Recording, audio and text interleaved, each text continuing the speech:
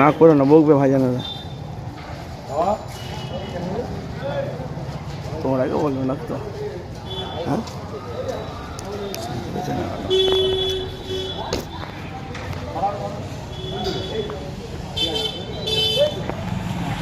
আমি এখন আছি ফুরফুরা শরীফ আহলে সুন্নাতে জামাতে করন্দা পিরিজাত আব্বাস সিদ্দিকী ভাইজানের বাড়ির মেহফিলে দরবার আছি। এখানে খুব সুন্দর একটা লাইটিংয়ের একটা চমক একটা জিনিস তৈরি করছে মানে ভাইয়েরা, সেই দৃশ্য আপনাদের কাছে দেখাবো।